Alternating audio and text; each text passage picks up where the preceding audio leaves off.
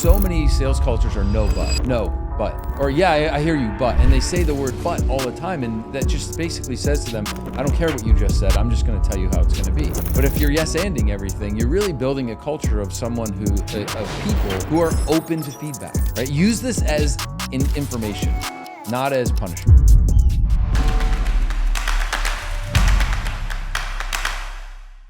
Welcome everybody to another episode of the RILLA Labs. Today, I find myself so excited to be with one of the most awesome technology leaders in the home improvement industry. We have Dean Curtis, who is the CEO of Ingage. Ingage is the most elite presentation software out there for home improvement contractors to do in-home presentations with sales reps and homeowners. And I'm so excited for this, Dean. It's been a long time coming. All of our customers know that we have so many shared values for our mutual customers. And yeah, I'm so excited to have you here, man. It's, yeah, welcome. Thank you so much for being here. Thanks so much. It's great to be in New York with you. Amazing. So, Dean, for the people who don't know, briefly, you're going to do a better job than I did. What is Ingage? What is it? Yeah. Tell the people at home. So, I mean, we believe that the way people present is old and archaic. And what we've created is a software platform that allows you to create amazing sales content for your team, get it to them seamlessly, so share it with them. They can then share it with their customers. Mm-hmm. They can share it with their, if you're a product manufacturer, you can share it with your dealer network. Mm-hmm. And then most importantly, and this is where I think we find the most synergy in our products, is to measure whether it's actually working. Yes. Right? Can I do a virtual ride along just by seeing in the analytics console what someone presented in the home? And does it match what I've trained? Yeah. Like so many times you spend countless hours and dollars training a salesperson. The only way you can inspect that is to go out and be with them. Yeah. We give them a different way to do that same thing. Yeah, I like what your virtual ride along. Look at that. we talk about this the same sort of things, because I think we'll talk probably more about it. But when you marry what you do and what we do, it's like, I don't know, I hate the on steroids metaphor, but it's, because you don't really probably shouldn't take steroids. Yeah, like the Liver King, man. You should not take steroids. It's gonna be bad. But no, I really like that, and we always tell our customers, it's like when you get the tools together, it's like you can see and you can hear what's actually going on in the home without actually having to be there, and it's like getting that physical ride along experience, but like 100 times over. That's right. Because you can be with everybody. I've always been interested, about this industry as a whole and how people find themselves here. Every time I ask one of our customers, how did you end up here? They always have these interesting backgrounds. We have customers who have a customer who used to be a sushi chef in Japan, and he's now leading one of the top companies in home improvement, their sales department. I have customers who used to work in meat disposal, or, like there's so many different people.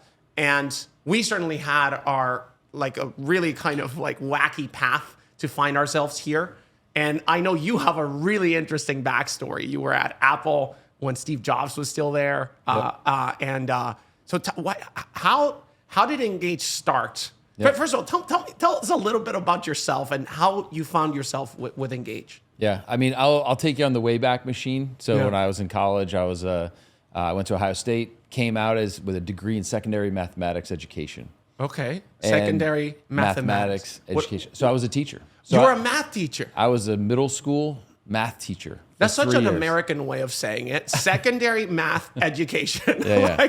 So my degree is actually in math. Okay. And I was a classroom teacher for 4 years, and I was very technically capable. Okay. Right. So I was in a school where we were an Apple school. So they used to have these things called the Apple Classroom of Tomorrow, and we were an ACOT school, and we had Macs everywhere, and I just fell in love with the Mac.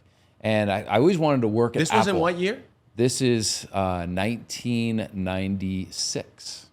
I'm an old guy. So Steve Jobs was not at Apple at that time? Not sure. Honestly, I can't remember the timeline, but back then I really wanted to get out of education and get into a career at Apple. Yeah. And I tried and I couldn't. Like I didn't have I didn't have a network. But I got a job at Oracle. Okay. So my career started in technology actually at Oracle. I joined a program for recent college graduates called Scholar.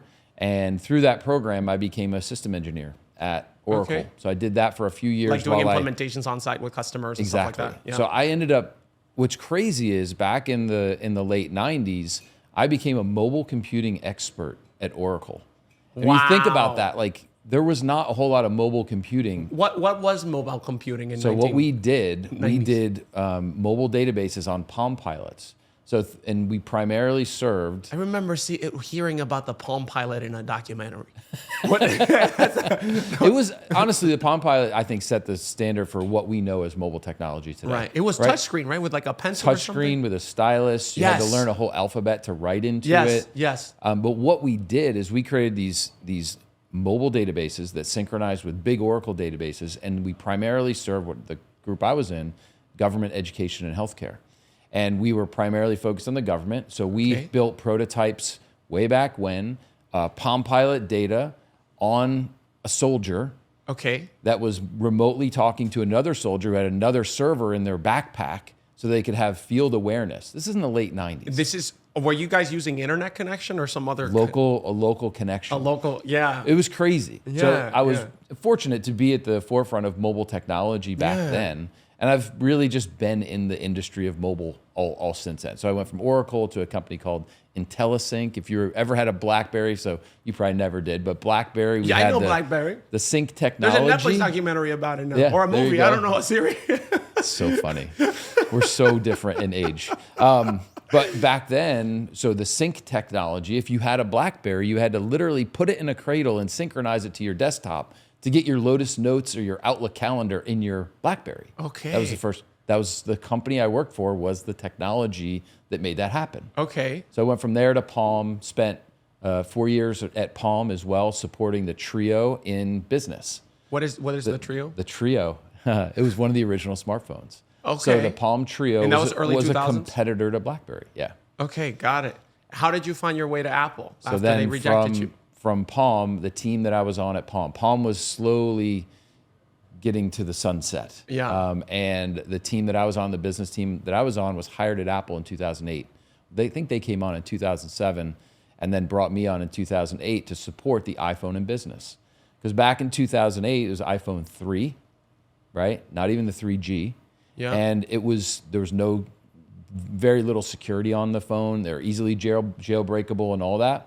They brought a team of people on to go and really understand the enterprise better and sell and support the iPhone in business through the carrier channel. And that was one of the big kind of questions surrounding the iPhone when it came out. Yeah, Steve Ballmer saying the business people are never going to use it because it has no keys. Yeah. But what's amazing, I can remember coming to a big insurance company here in New York City, and the IT director's the person I would typically meet with. Yeah. And I was an expert into the security of the iPhone. And I would go in and talk to chief information security officers, and we would talk ad nauseum about the security of the iPhone. First year on the job, it was more, I'm taking feedback because they were right. Like, it was easily jailbreakable. Like, all the technology just wasn't there.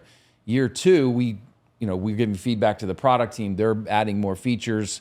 Now there's onboard encryption. There's completely changing the game and how the security of the iPhone. Now you look at the ads for the iPhone. It's all about privacy and security. All about privacy and security.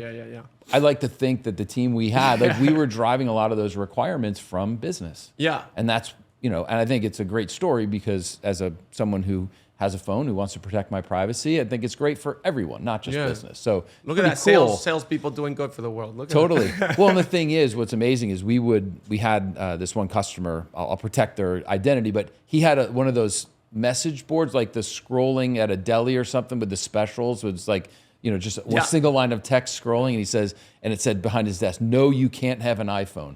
So anyone would come by his office, it literally was just a message board saying people would just be they were clamoring to have one, right? And it wasn't just because it was cool.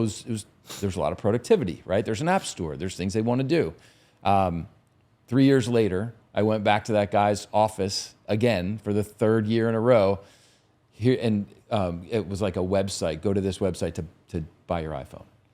Wow. It was pretty crazy. So we were that team at Apple that really brought iPhone to business. That's like I think about ChatGPT, how the banks are telling people you can't use ChatGPT because of security and your data. I have friends working in an investment bank today. It's literally the same thing. Yeah. Wow. Well, but that's true with any technology. Yeah. No, you can't. No, you can't. No, you can't. And the reason is they don't understand it. Yeah. So many people we talk to, even today with our technology, and I'm Yeah, sure yeah. you guys do as well. Like, it's no until I understand it. Yeah. They don't say that because they don't admit they don't understand. They rationalize it with some business reason. Totally. Like, I mean, as a parent of 4 kids, I probably have pulled that on my kids a couple times Yeah, as well. yeah. No. You can't go. Why would we say yes or no? Like, I don't even understand what they're asking. Can I go sleep at my friend Timmy's house? No. you're like, no. Why not? Be like, because goddamn Timmy's in bed with the communists. But it's so true with technology. Like, I think the default answer is usually no, right? And I think some people who default answer say yes also get themselves in trouble because they're like, I don't know what I just got myself into. Yes. Right? Yes. Same yes. is true there. So it happened to a lot of crypto bros. Yeah. When they said yes, crypto. And they put all their life savings and mortgaged their house. So you were at Apple selling the iPhone. It's, what a cool line to put on the resume. I sold the iPhone when it came out. What's funny is our metric at the time was how many Fortune 500 companies have approved the iPhone for use with their employee base. Because they have to approve it as a business. As a business tool, right? So they had IT had to sign off on it, the apps, whatever. So over a 2.5, 3 year period, we went from 0 to 97% of the Fortune 500. Holy shit. Yeah, the iPhone was the most successful product Ever. Right. Well, maybe there's one. I think there was another adoption of, I think ChatGPT was one of those. ChatGPT was the fastest growing product. I think it'd be Google or someone like that. Yeah. But in terms of hardware products, the iPhone was the most successful product in human history, right? I believe so, yeah. Yeah. So that's awesome. How did so you were selling the iPhone. Steve Jobs speaks, Steve Jobs, Apple.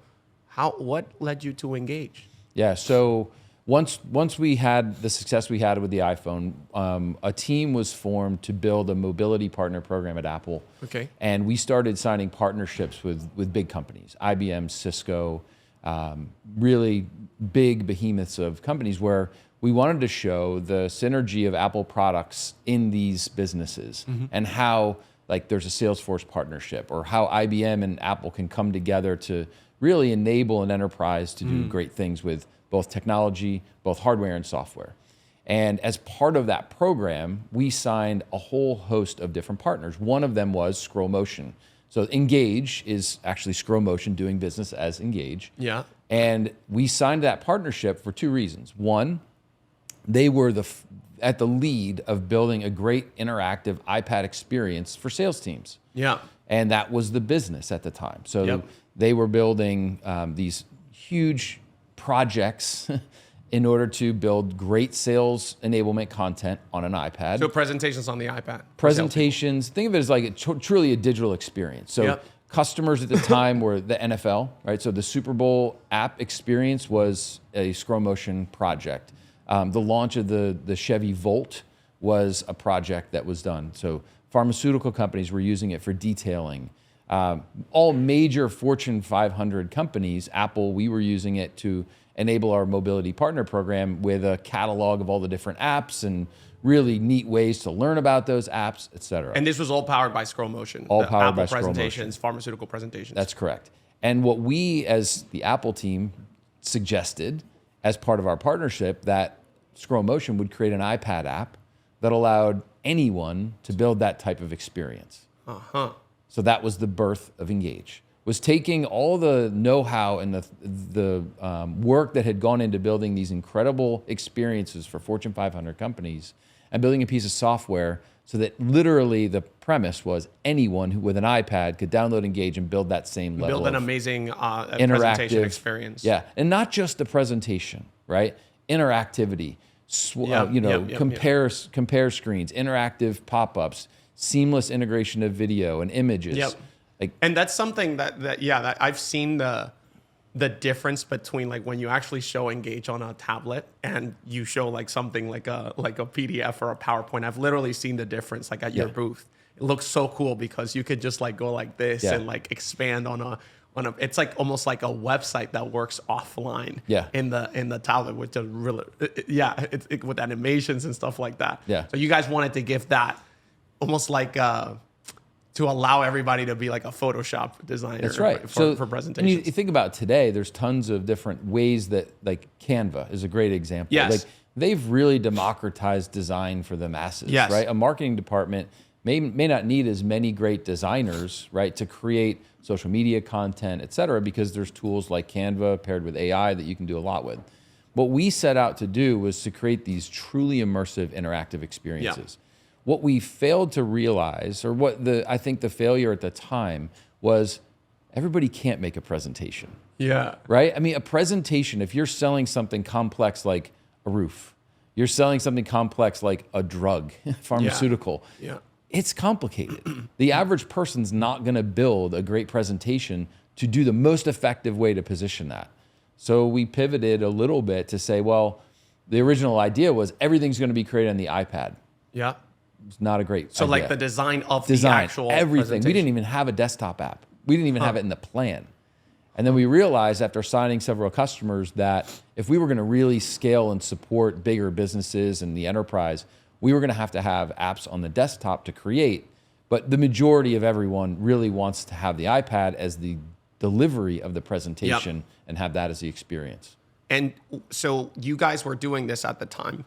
You were at Apple still. Yeah. You were Engage or Scroll Motion's customer. That's right. You guys were, they were bringing it to market. How did you end up becoming the CEO of Engage? Yeah. So one of my coworkers at Apple, he ended up, and he was a developer. So when the team that I built at Apple was really around the whole ecosystem of supporting the enterprise, right? Whether it's the integration of Apple devices into your enterprise, like mobile device management and all that stuff.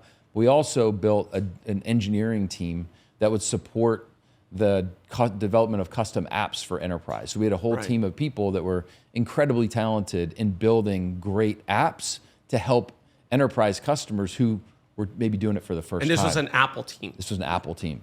So the person who was leading that team ended up getting recruited over to Scroll Motion to be the VP of engineering, ends up there for 6 months, elevated to the CEO position, and called me and said, hey, would you come and help me run the go-to-market for this new thing?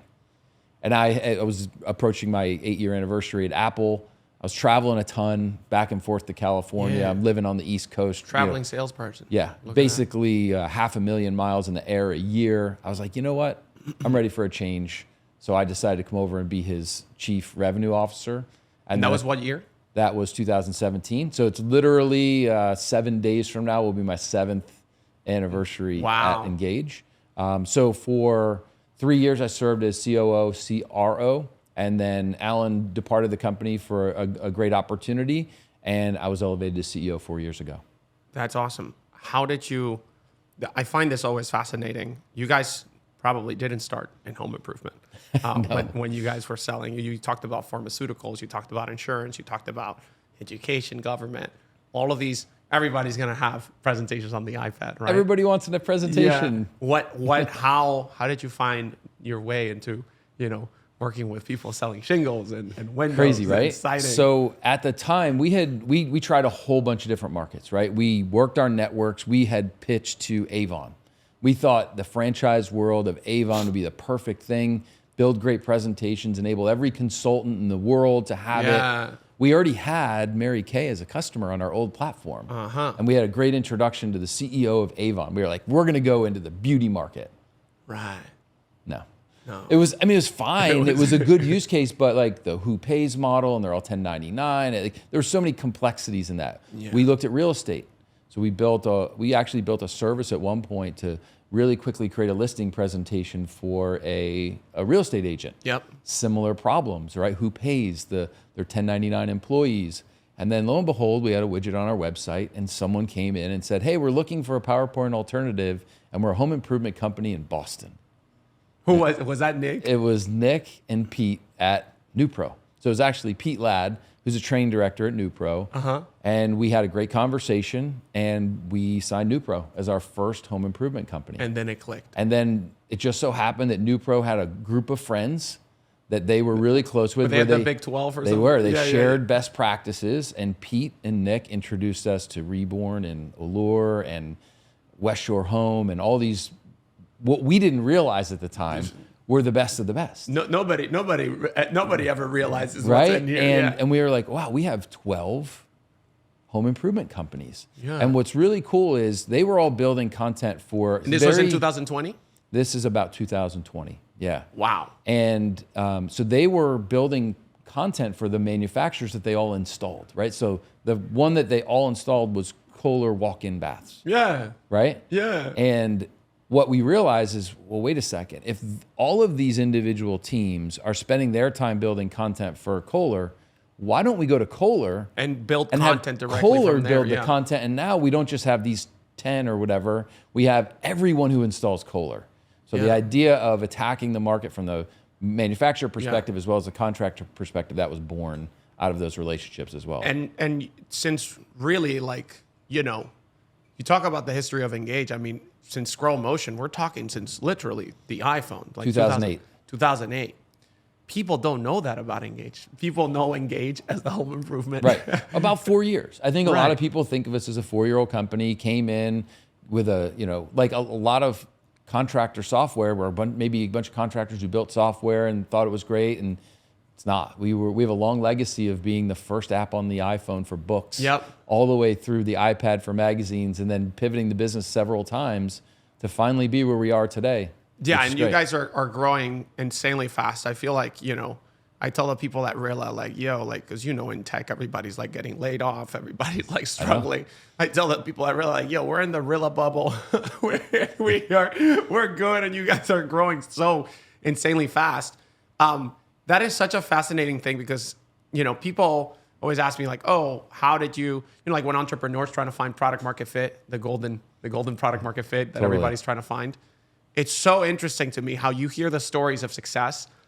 It's like this is a good product, a good technology, but it doesn't hit until you find the right market. That's right. Right. And then once you hit that, home improvement, right? It's like, people selling windows and sidings and doors and all these different things. You find the market and then it just clicks so well. And then you see that hockey stick up and to the right. That's right. That's such a fascinating thing, right? Yeah. It didn't, and you mentioned like it didn't work for beauty because of, you probably have like a whole matrix of reasons for what defines a really great market for this particular concept or this product. Yeah. And why did it? You kind of alluded to this. Why is it that this concept of interactive presentations that are world-class, elite kind of interactive presentation softwares on a tablet? Why did that like hit so well for Nick and for the Big 12 and why in home improvement of all the different industries? Yeah, I think if you look at our ideal customer, they sell something that is of high value and requires a great deal of education to get across the finish line of the sale. Yeah. Right? If you're selling, you give a football on the thing over there. Like if you're selling footballs, everybody knows footballs. You're like, well, do I want the one with like this kind of leather or that? Like there's not a whole lot of optionality. There's not, and it's a commodity. They're $50, right? Yeah. When you're selling windows, the consumer is buying windows one time. In their lifetime. In their life. They're buying a roof one time. They're residing their home one time. And there's a great deal of education through that process. Yeah. And what we fail to realize with linear, boring presentations is you don't capture the attention of the customer. You really, it's really hard to do that. How many times have you sat in a keynote presentation or something and you're on slide 50 like you just want to like, put a stick in your eye. Like it's terrible. Yeah. So when you look at what we do, we provide there's real brain science behind it, first and foremost. If you look at, there's a great book called Brain Rules by John Medina, and he talks about this concept of pattern interrupt. And by having interactivity in your presentation, you're constantly interrupting the pattern for the consumer, right? Because you're on a page and you're viewing something and you tap a button and the whole experience changes. A video pops up or an image pops up or an image carousel that they can literally touch the screen and work through. Yeah. All of those things improve your chances of building trust with the consumer, but also educating them, right?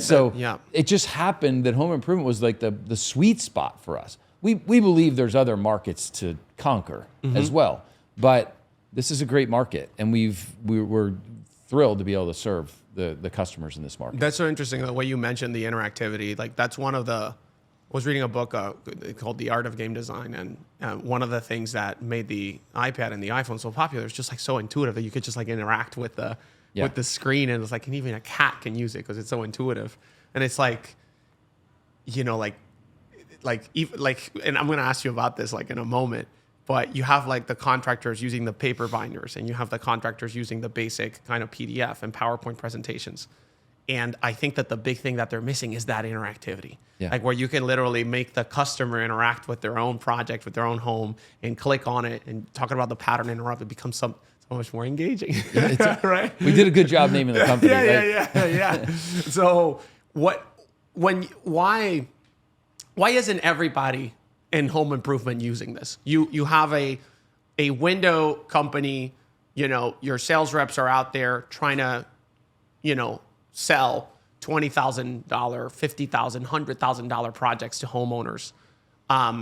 And, you know, and that is it, right? Like that one time that they get the one chance to get that customer in that home, that's when the sales rep goes out there. Right. You've done everything you can to actually be in that home, be the top of the search results. You got the call center to book the meeting. You confirmed the meeting. You showed up. The sales rep shows up. And then they showed up with a goddamn paper binder. Why are $100 million revenue in annual revenue companies, $1 billion in annual revenue companies, why are they not using Engage, and why?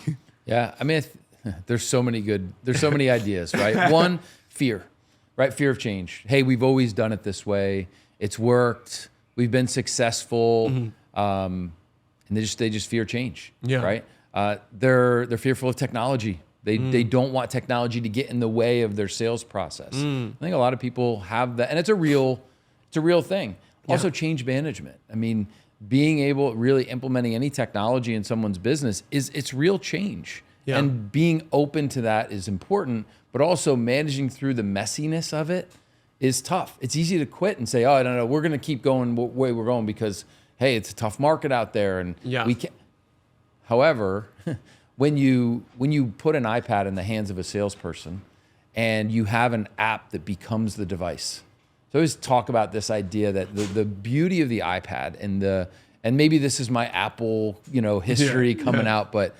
And what I always loved about it is when you're using an iPad, the iPad becomes Engage, right? So when you're sitting with a customer or a prospect, there's no distraction. Yeah, you have everything that you need in the sales tool. I look at it as it's easy to talk about Engage in terms of presentations because everyone in their brain has a mental model of what a presentation is. Right.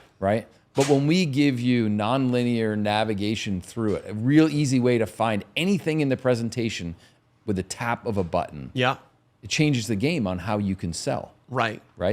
And why aren't people doing it? Fear. I think this is a really interesting point because we see it all the time. And I think home improvement contractors all throughout the country, especially the successful ones, they know what you just talked about, which is change management.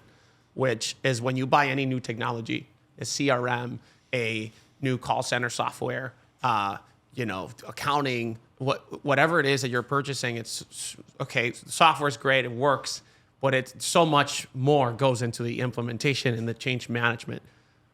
What have you seen from your customers? I think that would be super helpful for our customers, your customers, everybody watching. What have you seen from your most successful customers?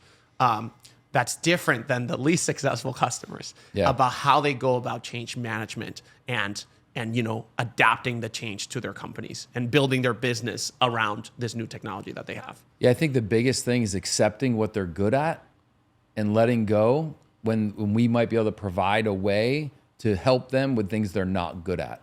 Okay, what do you mean by that? So creating content is tough. Yes. Right? I would say, I can't give you percentages, but a lot of our customers don't have content creators in their company. They're great roofers. Yep. Right? They're incredible at speccing projects and building project plans, but they're not great at building content. Yeah. Right? So we've had a number of customers who believe that they can create a great presentation. Wow. And really, they can't. And you guys provide that service for them. We provide that service. We will through partners. So we have great partners that will do it soup to nuts for you. We have a design team that does them. We also have other partners in our network who are like coaching partners who have a sales methodology that works in there. Because I think, and I'm not trying to be hyperbolic, I'm not trying to be insulting towards, but a lot of customers don't actually know their sales process. Right. So they're trying to put a presentation together which dictates the sales process to a rep, and they just struggle with that. Because they don't even know. They can't design the presentation properly because they don't even know what the sales process is. Exactly. What the mental model of the presentation Exactly. is, right? How should I organize this thing? What should I talk about first? Should I talk about my company story first? Should I talk about our history? Should I talk about the product? Should I talk about the process? Right? So we've taken great care over the past few years to figure out how do we help them best do this? And whether it's great templates in our marketplace that we provide, and we have templates for like all different types of home improvement, windows, doors, concrete, like everything. We have partners who can help you with sales process. We have design partners who will take literally your logo and your color scheme. You just tell them your basic company story and they'll build it for you. And like that acceptance of what you're really good at and what you're not, I think is any type of a leader. It's really good to surround yourself with people who fill in the gaps for you. Right. To me, like if we're going out to market, we need to help do a better job, not just building, having great presentation software, but helping people get started, get the presentations made as quickly as possible, get them out to their sales team so we can iterate on it and make them successful. So you have customers, that is so funny when you said that. You have customers who literally say like, no, forget about your presentation templates, forget about whatever the manufacturers say, forget about the sales coaches, forget about whatever your designers say. I know my presentation. I'm going to design it this way. I need you to put the animation. That sounds a lot to me like when I've been on a lot of ride-alongs when the design consultant goes like, okay, we're gonna, and then the homeowner says like, no, that one I'll do myself. And then they end up calling back 6 months later. He's like, shit, I broke my toilet, man. Can you come back? Totally. That's so funny. So protecting the customer from themselves, right? Yeah, I mean, and again, it's not to be disrespectful. It's like we just want to help you get up and running as fast as you can. Yes. So we have expertise. I mean, we built launch materials for some of the most revolutionary products that have ever been there. Yeah. So and those designers are still here. That's awesome. We have some of the best from the iPhone days. Yeah. Oh, so wow. 2 of our designers have been with the company. Our product designer and one of our marketing designers has been around 10 years at our company. Be like, yeah, champ, your iPhone and all. We have really, and we understand, most importantly, I think a lot of people have built a presentation before. They opened up PowerPoint or Keynote and they built a 25-page slide deck. It's unfortunately terribly boring. Yeah. We have the expertise, and in our templates, we leverage that to say, here's how you implement interactivity. Yeah. Right? If you're going to bring a PowerPoint and just recreate it in our software, you're not going to get the full value. And I think that part of the value with kind of relying on you guys' expertise of what actually works is that you guys have a lot of visibility into really the whole market of like, what's actually being used, what slides really, pop out to the customer, what's the right order of the presentation. Right now, talk about this all the time. We find ourselves in a market that's kind of like self-correcting from the COVID years, right? Everybody was selling. It was so easy. And you just go to a home. Leads were full. Oh my God. The funnels were really full. People like, yuppies from New York moving into the suburbs, all this money, working from home, just be like home improvement all the time. Interest rates are 0. It's so easy. And now it's like going back to selling. Reality. Yeah. What are you seeing out there from, all of the customers that you work with and all the manufacturers, all your partners?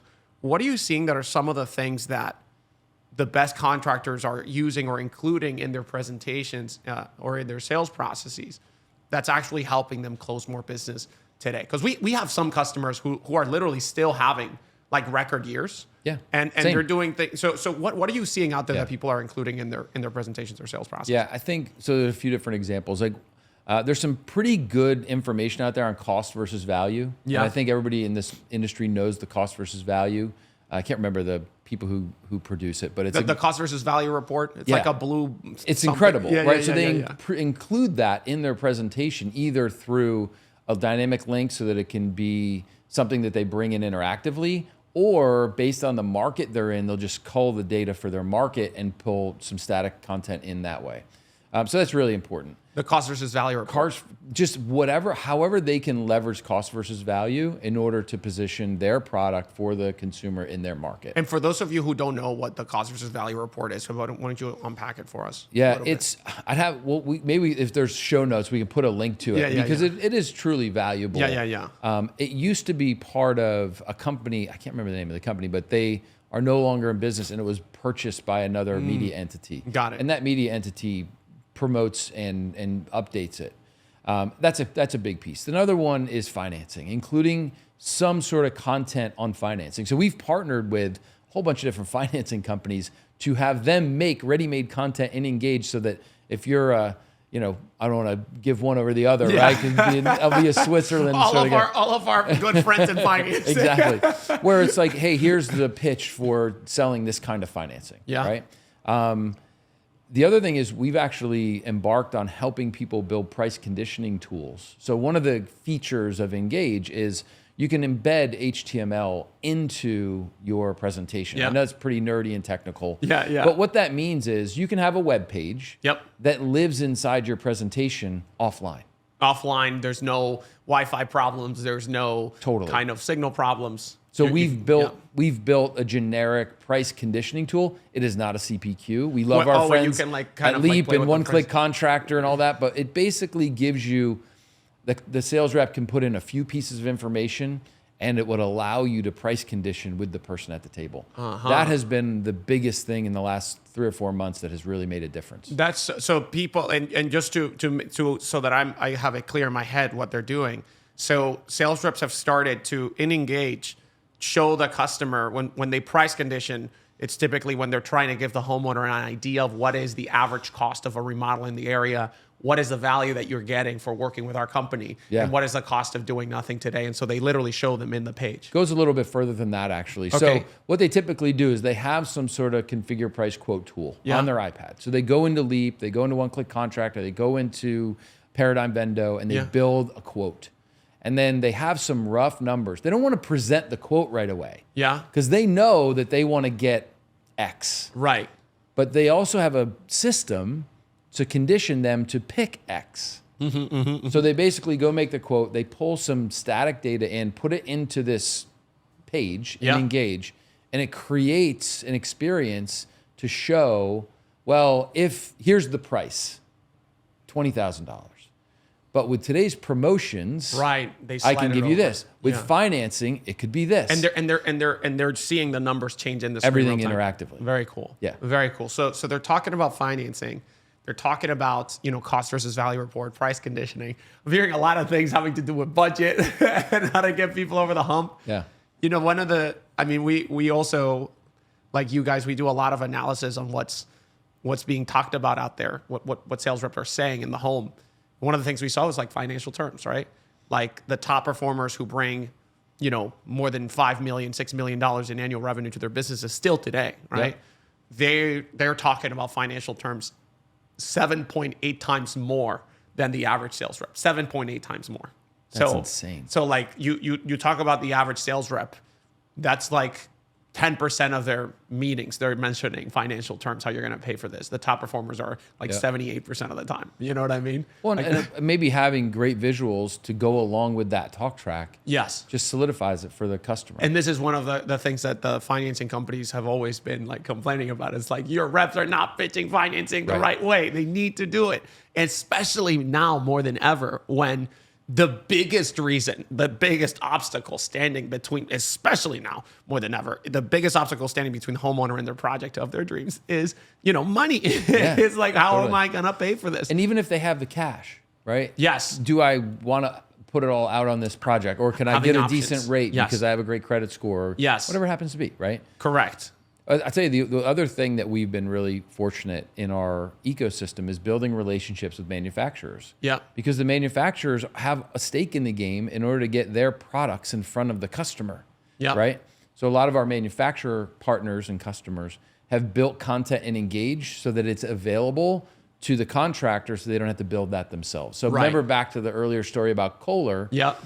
We're building relationships with manufacturers. So if you go to our marketplace, there's Provia content already ready for you. Perfect. There's content from Owens Corning already ready for you. So we have those ready so that, again, it decreases that barrier for a contractor to create a great, engaging content because it's already created for them. And then that's probably one of the big barriers that you saw in going to market. It's like, you know, how do we get contractors to build these amazing presentations? Well, they can't build it. Now we build it for you, right? Exactly. And we build it with all this scientific data with like what actually works, what doesn't. That's right. That's awesome, man. So I can't not have a conversation with you and not ask you about the future of technology in the home improvement space. I think you and I talk a lot. We always talk about, you know, what you're seeing out there.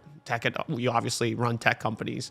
What does the home improvement market look like to you, like 5 years from now, when it comes to like technology? Are we going to be, you know, having robot plumbers like my friend Gary Vee said? What interesting kind of, you know, AI is obviously like super, you know, in people's minds, and I know you guys are leveraging AI in some capabilities. How do you like? It could be AI, it could be anything else. What do you think are the big kind of like, you know, we have interactive presentation, we have like virtual ride-alongs. What do you think are going to be the big kind of movements that are going to happen in the industry in the next few years? I think, so I've been in technology forever, right? And I've seen technology waves come and go. I mean, you mentioned crypto and everyone's like goo about crypto. And Yeah. Okay. Everybody's that way about AI right now. I'm a more conservative take on that, to be like, all right, well, let's see how it can really provide value. Because you could run, I mean, I think there's tremendous uses for it. Like we're using it, we have it in our products to help you write your copy and your presentation, help you find images. Like all of that is incredible technology. Yeah. So I don't want to even say wait and see, because it's not that. I think let's take a pragmatic approach to AI. Yeah. Like, What's the actual business use case? Totally. Like what are the things that it can actually help me do? Because what I really, especially in this industry, it's still a people business. Yes. It still is people selling to people. Yes. Right? So what I look at is the tech stack that's going to enable those people to be even better at their job. Yeah. Right? Yeah. And it's like, so the integration between all the different pieces of technology that you have should make that sales rep's job that much easier to do. Right? And one of the things that we're investing heavily in right now is the idea of dynamic content.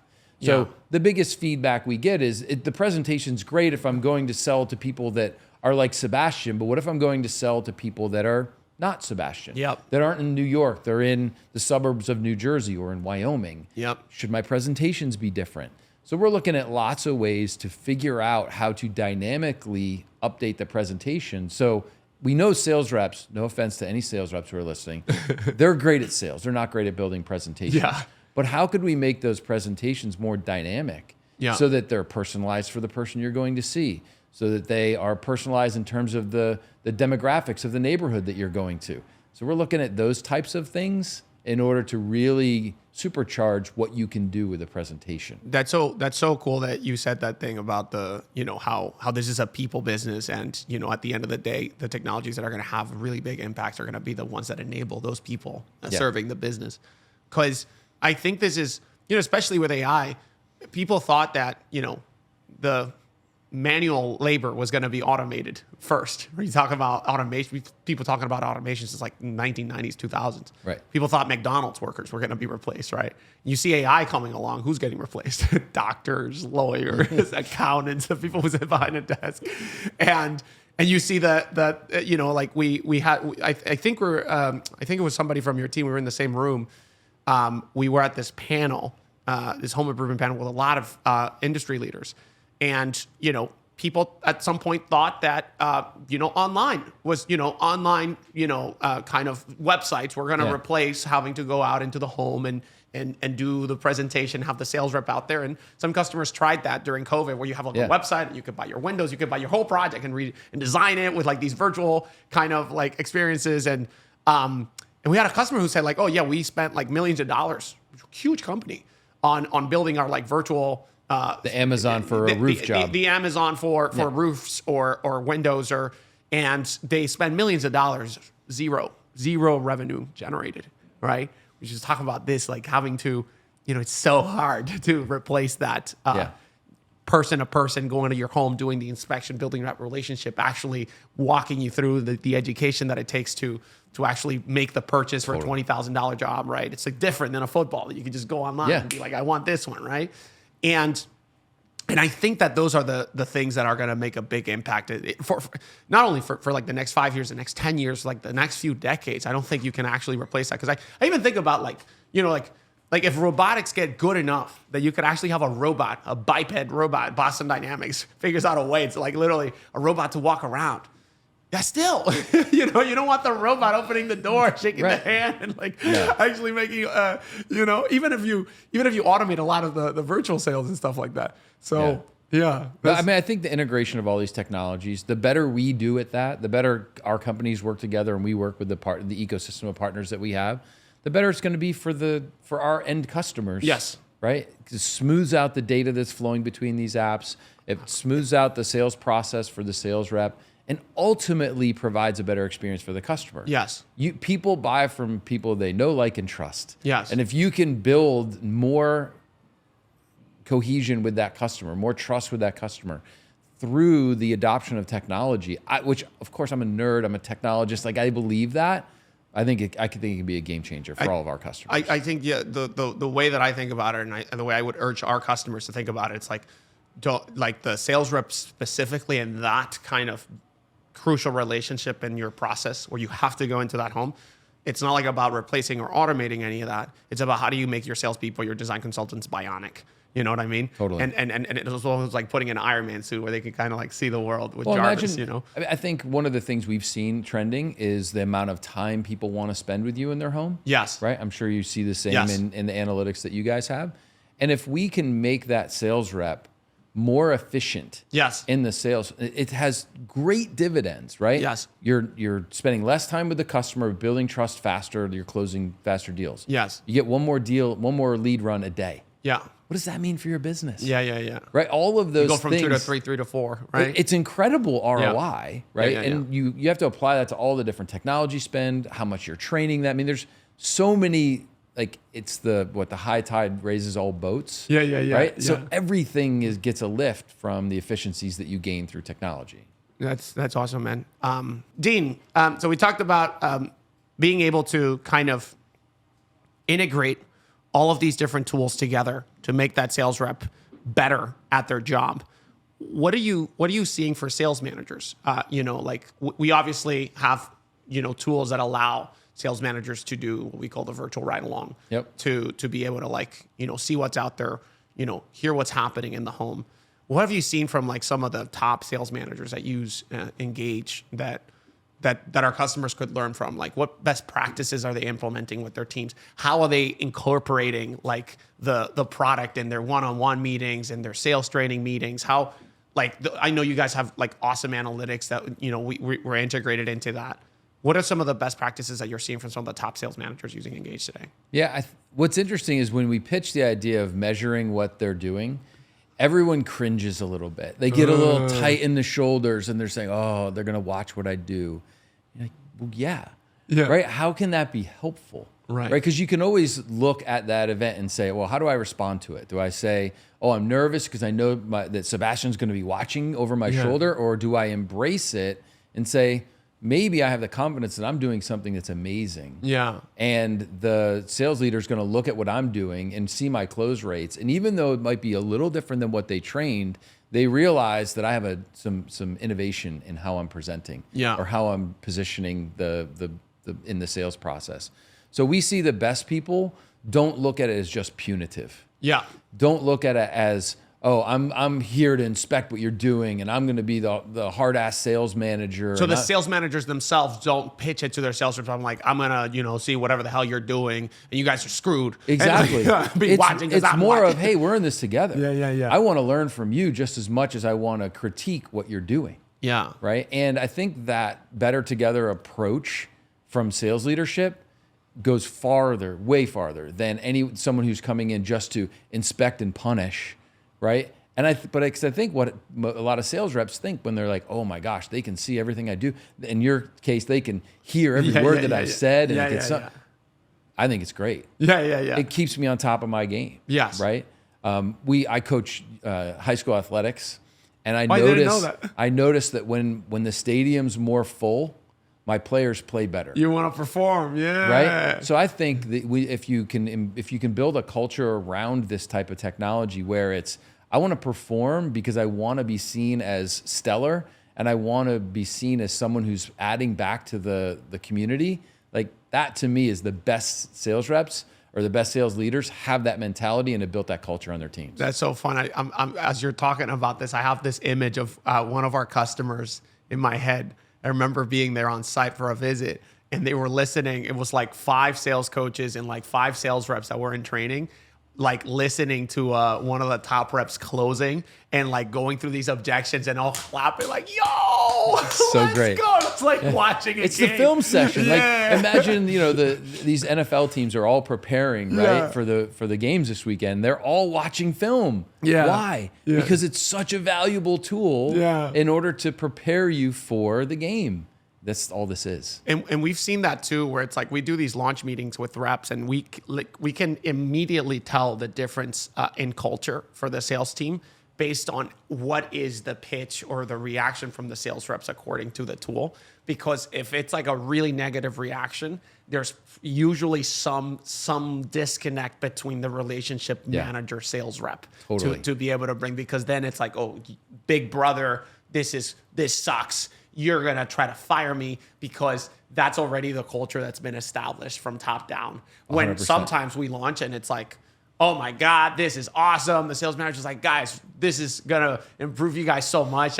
One of the best launch meetings that we've done is like, I'm going to shout out Rick Baker from Galaxy Draperies. He's such an awesome kind of like a mindset for sales. It's also a customer of yours. Yeah. And he literally was, before we even came to pitch RILLA, he gave everybody a crash course on AI, and how So AI, smart. and how AI is going to level up and make people bionic, and gave kind of the same thing. Demystify it. Yes. Take the fear away. We talked about fear earlier. Like it just removes all of those barriers. Yes. And opens people's minds to the possibilities of what if. Yes. And so when we came into the launch, we did like we literally expect it was like, we're going to get objections from sales. It's like, oh my God, this is a violation of my human rights, man. Are you going to pay me for my recordings? That's my voice. That's my data. Google stole my data. You're not going to steal my data again. You know what I mean? With this time, it was just like this, like that we had no objections. And we were like, what the hell happened there? And Rick showed us a video what happened before. Rick gave him a whole walkthrough of what, it's amazing. You know what I mean? And so that the culture. So we're really talking about like what is the top sales managers do? What are the top sales managers doing different? It's like really culture that you're describing. Totally. Yeah. Well, I mean, have you ever heard the concept of yes and? Yes. Yeah. Improv. Yeah. Of improv. It's the same concept, right? So many sales cultures are no, but. Yeah. Or yeah, I hear you, but. And they say the word but all the time. And that just basically says to them, I don't care what you just said. I'm just going to tell you how it's going to be. Yeah. But if you're yes-anding everything, you're really building a culture of someone of people who are open to feedback, right? And I think that's just the way to go, right? Use this as information, not as punishment.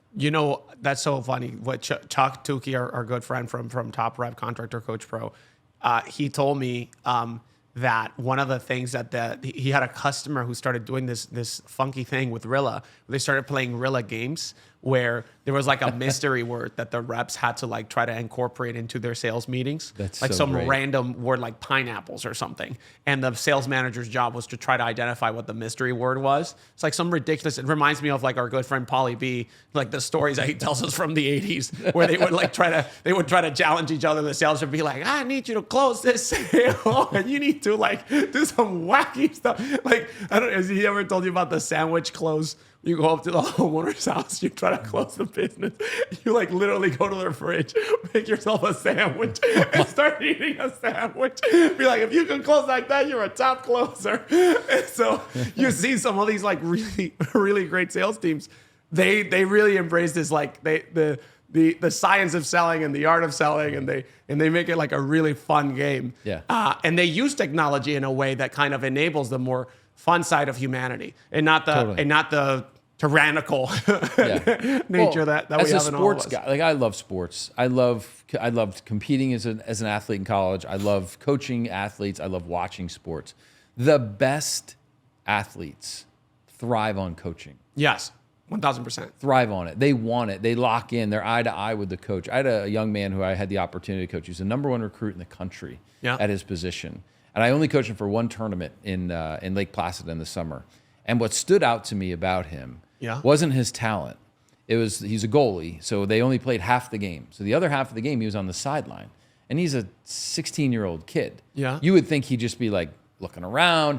He was standing next to me the whole time, asking me questions, locked in, learning, asking really great questions about what was going on in the field. Yeah. And this is already the best kid in the country at his position. Yeah. The best sales reps want to be coached. And if they don't, maybe it's a personnel problem and a culture problem more than a technology problem. Did Michael Jordan, Kobe Bryant fit the exact same kind of description that you're talking about? People talk about Kobe Bryant when he was young, coming in the NBA, asking questions like with his Mamba mentality. And one of the things that we see with RILLA, especially, it's almost like counterintuitive. We see at first the top performers absolutely hate RILLA. They hate it with a vitriol. Like, they do not want to use RILLA because RILLA is literally designed to figure out what it is that they're doing best and share it with everybody else. It's by design. So they don't like that at all, right? What happens is, though, when the Hawthorne effect kicks in, you kind of get used to the fact that you're being recorded. You forget about it. It happens usually a few weeks in. Top performers go from like, I hate this, I'm not going to use it, to, okay, this is interesting. And then they become the power users in like month 1 or 2 of using RILLA. And those are the people that are, because of course, top performer, their nature is to literally try to get every extra inch that they can get to improve themselves. And what they do is they start learning from even some of the average reps. Like, oh my God, he tried this objection handling. I'm going to try that one.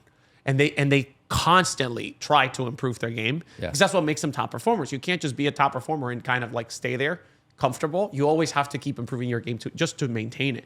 Right? How many times have you seen the kind of the sophomore syndrome? You've probably seen it with some of your customers where it's like reps come out of training, they have their best closing periods in like, ever, the 3 months after training. 3 months after training go by, it starts dipping. Oh my God, what happened? Oh my God, they got so comfortable that they stopped following the sales process. They stopped, actually getting their head in the game. They got complacent. And then they stopped losing numbers. Top performers, they don't do that. They constantly try to improve just to maintain and being in that mindset, Dean, this has been amazing, man. Thank you so much for being here. This is so cool to have you here in our office. It's first time. And where can people learn more about Ingage? Yeah, appreciate the opportunity, obviously, to chat and to share. We've had many conversations over dinners at conferences and on the conference floor. It's just first time on camera. It's always good to connect, and it's kind of funny that we put our normal conversation on film now. Right? Literally. So our website is ingage.io, ingage.io. So Ingage is interactive engagement. So we really want to help you engage your customers in a much better conversation, educate them along that path. So the best thing to do is to get a demo of our software. It's to see it is to believe it and understand it in order to really see how we can help you shape your business and shape your sales team to just be killing it in the home. And we feel like the partnership with you as well, like it's the ultimate better together opportunity. Awesome, man. And I would say, like, for Ingage specifically, seeing a demo is so important. So like, really, we've been talking so much about it, if you really want to see how powerful it is, just like literally book a demo. If you see them at a conference, like go see one of their booths. They're so awesome all the time. I saw it the first time. I was like, this is so cool, right? And I wanted to thank you also because you were one of the few people at the beginning who kind of like brought us into the industry. So thank you, man, for all the good things that you've done for us and all the good things that we're doing together. Thank you so much, Dean. This has been awesome. Thanks for having me. Awesome.